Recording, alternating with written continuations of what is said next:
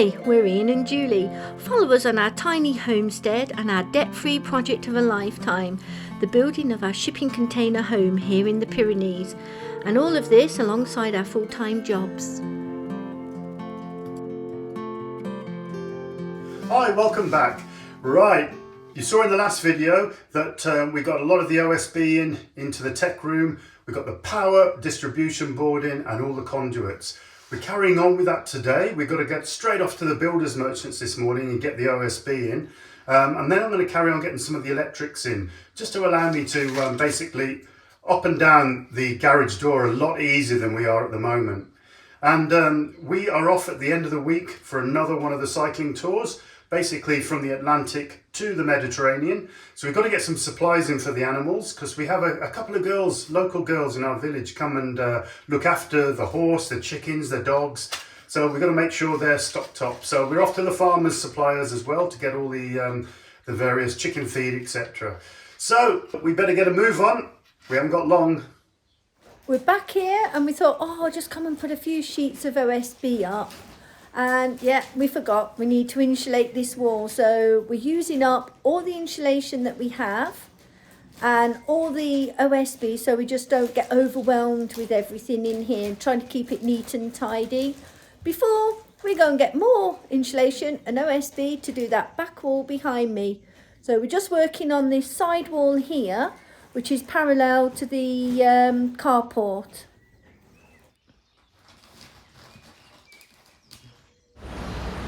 We're just collecting all the big plywood sheets and OSB, and this is one of our local wood building stores where we come. Really, we don't need that many big sheets of OSB today, we're only taking a couple, but this is one of our big building suppliers where we come and get lots of wood.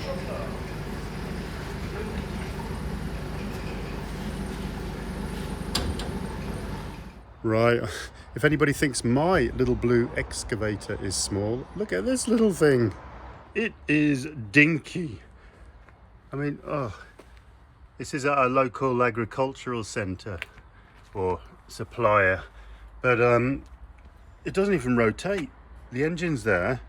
I think the controls rotate, and this swivels just on this little round thing axle here, but my God, and there's the big brother for him. So I'm quite happy that my little one actually looks like an excavator. The make, VEGEGA.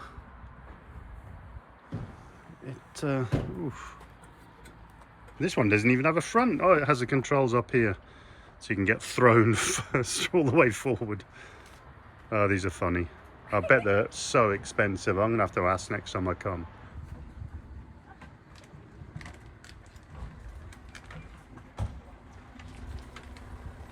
Right, we're finishing off boarding the walls, the ones we can do with the OSB we have. We've got about 4 panels left, I think.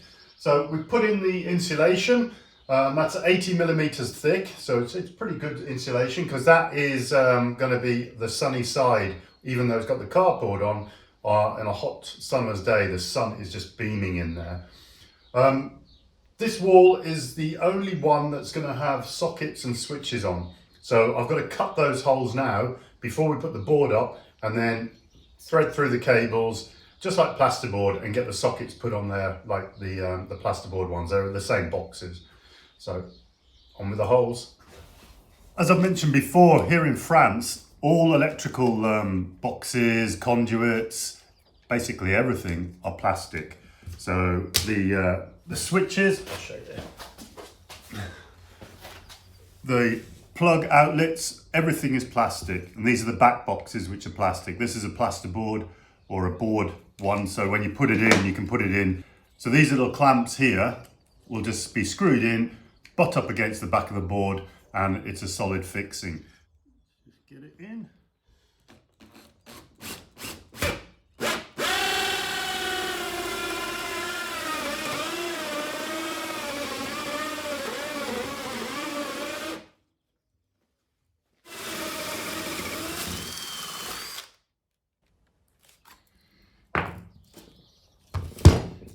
As I said, these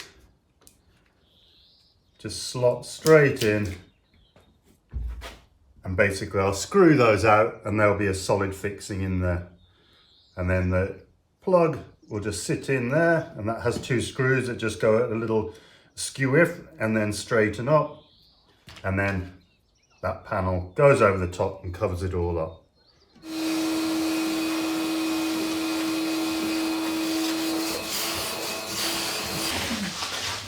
Oh, just don't get on here. Yeah, I'll climb over. Yeah. Ooh. Hang on. Sorry, hold on. Take the screws out your mouth. Now just, if you bring it across to the wall, Yeah. and then you can get Oh. the back of it. Can you get? Dog in the middle. Yeah. You got it? Well, I don't know if I'm in the middle yet. Not yet. Okay. You got it? Yeah. Cool.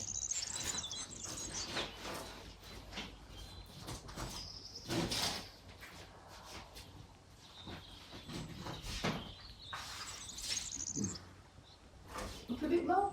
Hold on, no. Okay. What do we?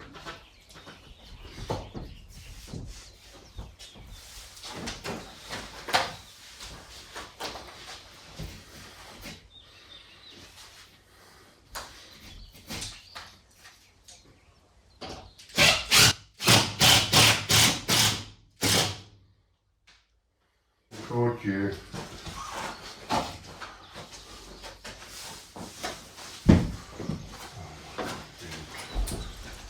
Hold it.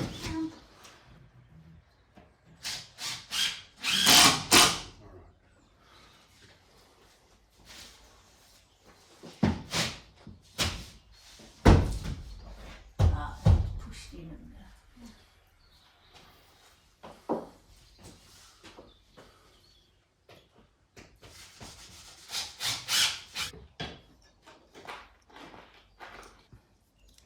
So with these plastic units, you just have to pop one section out,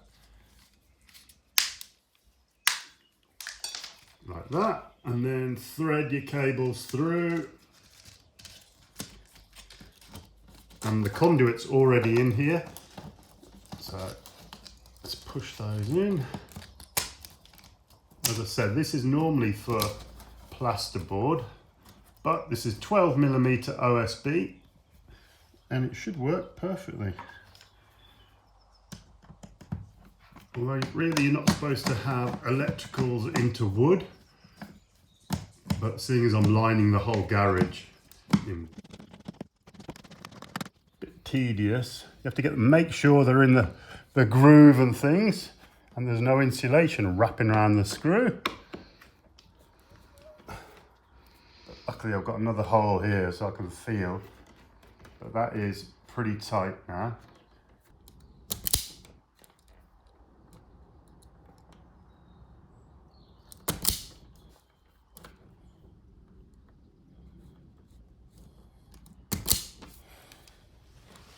And on here, the live is there. They're just all push fit. So it just pushes in, earth in the center, and neutral there. And then you have to wiggle them in around the 2 screws on the plastic, and then sort of line them up by eye for now.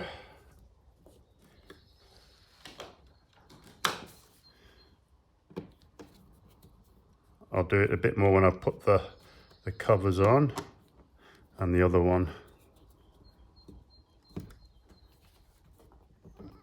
There. Right, I'll do the two-way switch, and also I have this here, which is my up and down for the garage. So I'll get those on and get back to you in a minute. Let me just...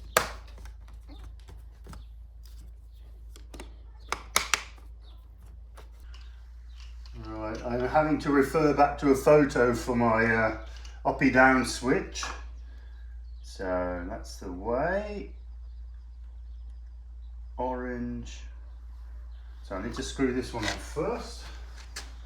Just hoping my cables are long enough now.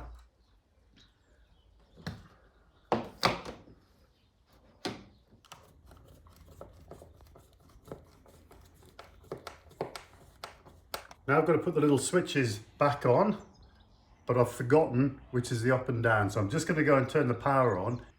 You ready? Yep. Listen out for any bangs. Ooh. Right, power on. Let's just see. The garage is clear. Right, that's the down. And then that must be the up.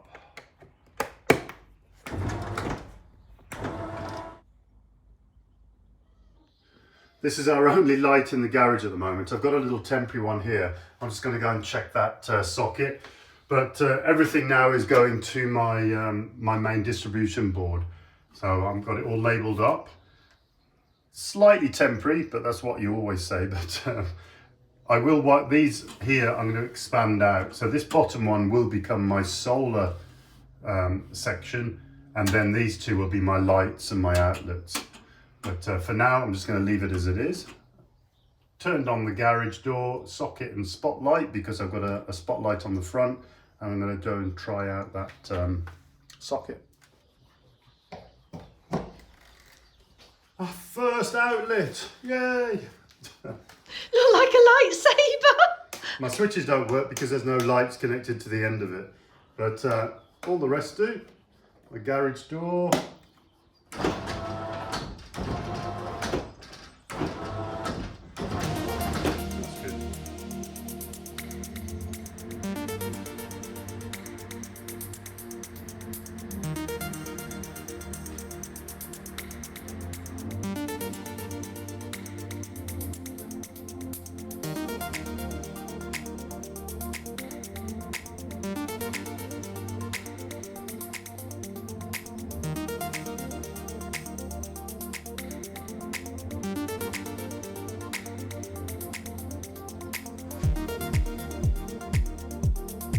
It's been a few days between me doing the insulation over here and the OSB. We've been coming up sporadically doing this internal sort of project because we've got lots of projects outside, including the siding and all the rest of it, and cutting the grass now. It seems to sprout up every other week.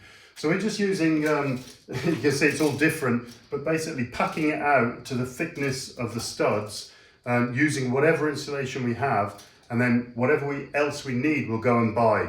I'm trying to use up as much of the materials as we have to leave this all free.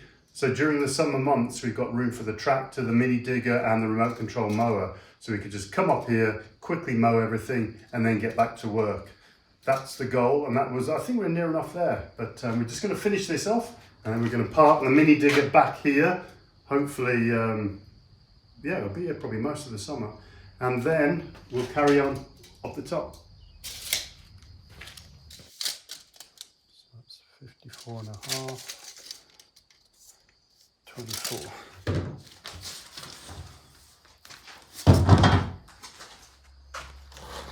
This insulation here is from our house restoration 18 years ago. We found it up in the barn. So it's 100mm roofing insulation, which was pretty big back then, but now you wouldn't want to go much more less than 400. But the difference, that's non-insulated, that is red hot. Well, I've just put it in, I know, but this other stuff is so much better.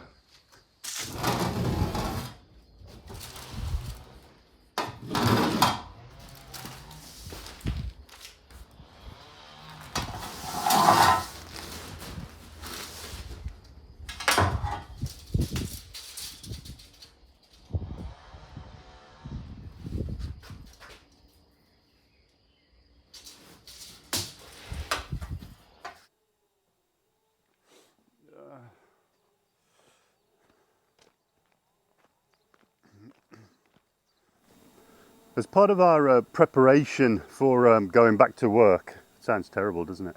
I need to clear off anything that might be degraded while we take this sort of break from major works over the summer. So all my conduit here, which goes straight into the garage, but will feed into the house as well, I'm just going to trim back. Here, where this yellow string is, will be a retaining wall. So all of this conduit and water pipe will basically come through this retaining wall. So I'm going to have a connection there, so I can basically reconnect all my cut-off, so I don't just leave it out in the sun. Because as you can see, this tape here is degraded already, and it's quite expensive stuff. So we're going to store all this over the summer period, and then back in September, well, when we come back in September to start all this wall and the drainage, we'll be able to get all this reconnected up. This is the warning tape in case anybody wants to dig here. But even this is quite expensive, so I don't want it all ruined.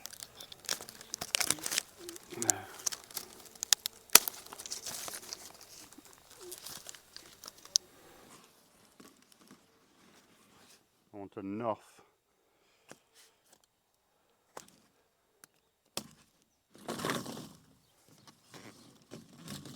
Well, I haven't got my pipe cutters, so I'm being a bit, yeah.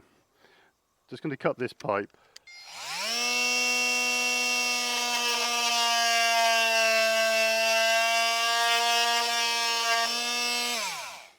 There we go. Just going to tape up the ends, stop any bugs. But all of this pipe will be trimmed back into a proper, we're going to have an outdoor tap, a spigot. Oh, this tape's horrible.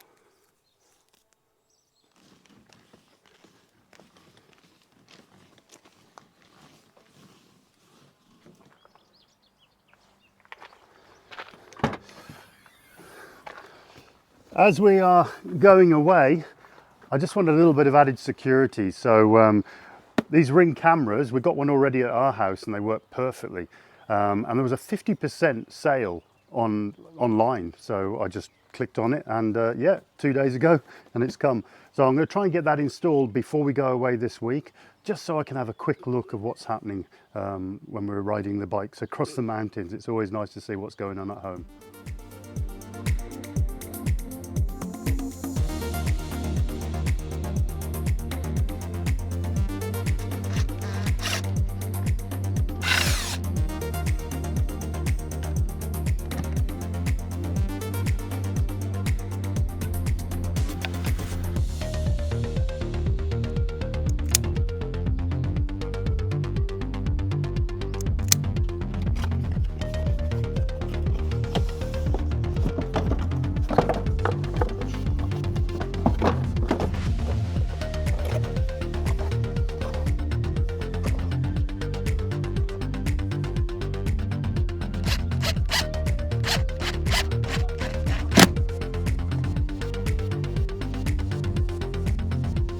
Okay, this little thing just latches over here somehow. There we go, look at that. So now I can connect these ones.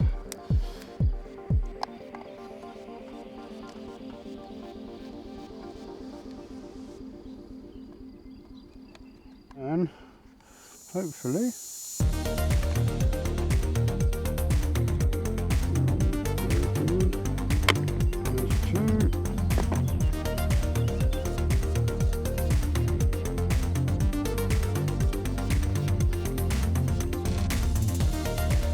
twists to there.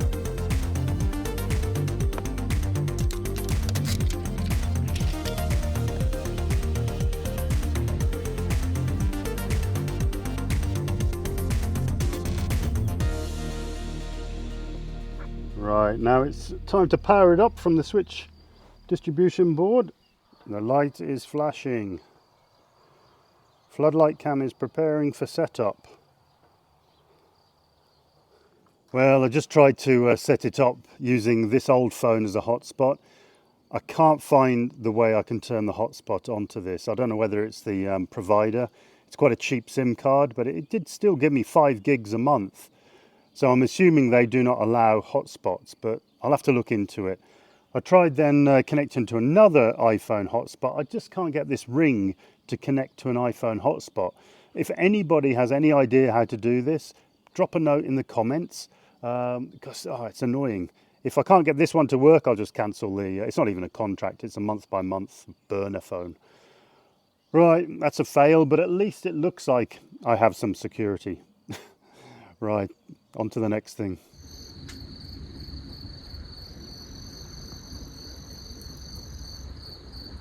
Right, I couldn't let it go. I had to get the Ring working. So it's just a setting on the hotspot on the actual mobile network provider. So I put that one in, got the hotspot working. Then you just have to set it up and actually physically put in the hotspot SSID, I think it's called, for the Wi-Fi network.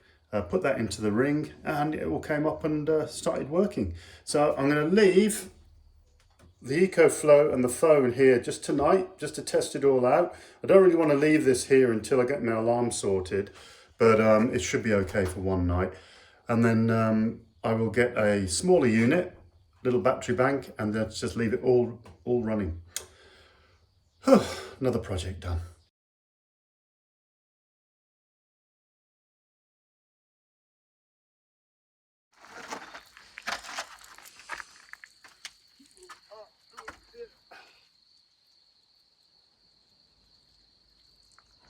Oh, it's bright. Yeah. That's nice.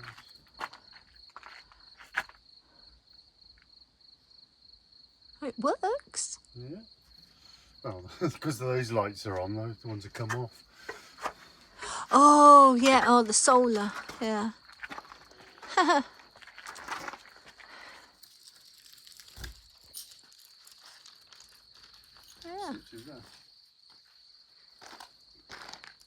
Interesting to see when this light goes off, if the little solar ones come back on.